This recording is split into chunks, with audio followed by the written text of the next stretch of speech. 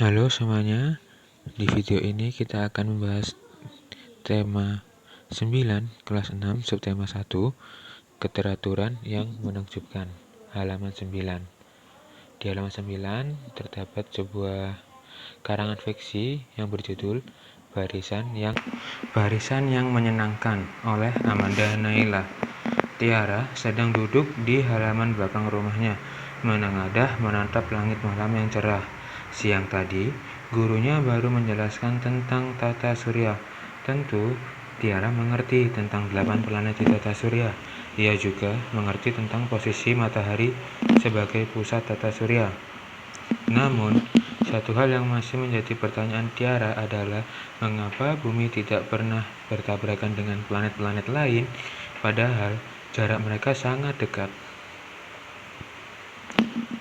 Tanpa Tiara sadari, ayahnya yang baru kembali dari mushola mendapatinya sedang melamun.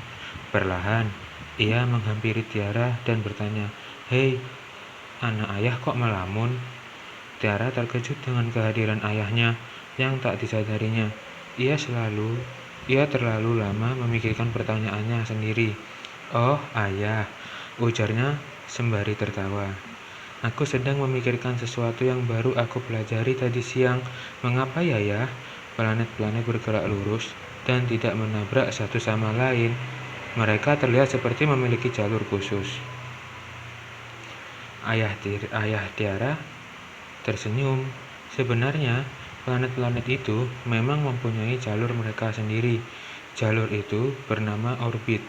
Planet-planet ini bergerak mengikuti orbit yang mengelilingi matahari sebagai pusat tata surya. Orbit planet-planet itu berbentuk elips. Oleh karenanya, planet-planet di dalam sistem tata surya tidak akan menabrak satu sama lain. Tiara yang sedari tadi mendengarkan dengan seksama penjelasan ayahnya, akhirnya pun mengangguk.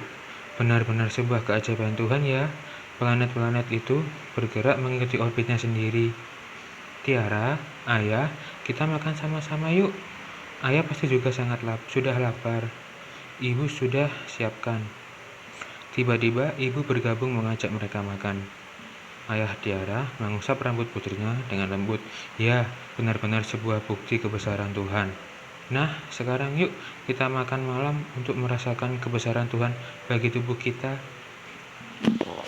Selanjutnya, lengkapi diagram berikut setelah kamu membaca cerita fiksi Barisan yang Menyenangkan.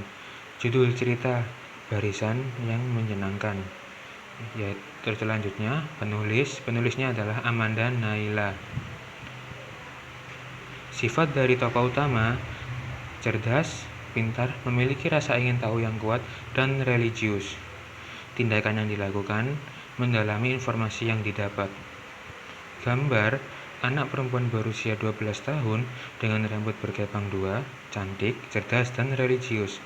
Pendapatmu tentang tokoh utama: seorang gadis yang cerdas dengan rasa ingin tahu yang kuat, ceria, serta religius.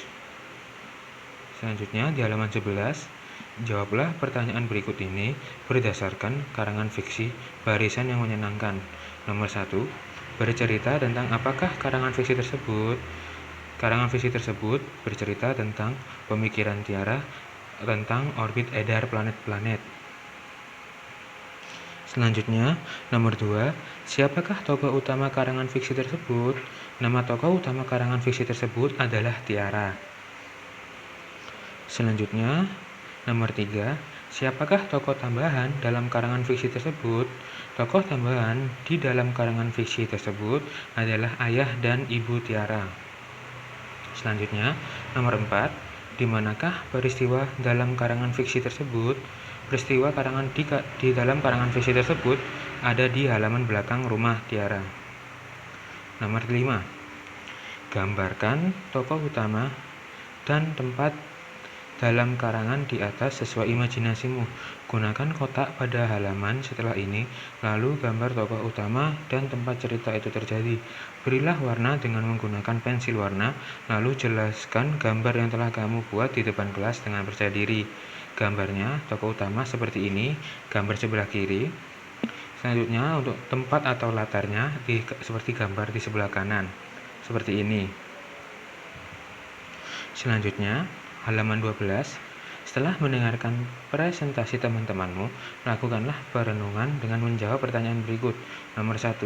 Apakah kamu dan teman-temanmu memiliki gambaran yang serupa tentang tokoh utama dan tempat karangan tersebut?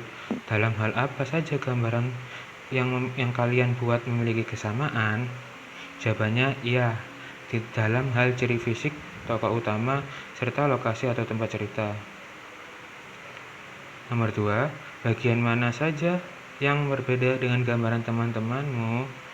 Bentuk rambut, bentuk wajah, dan warna pakaian.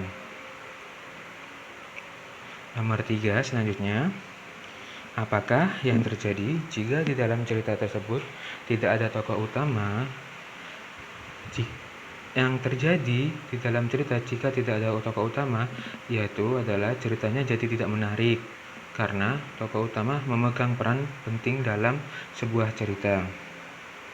Selanjutnya, nomor 4. Apakah fungsi tokoh utama dalam cerita fiksi tersebut?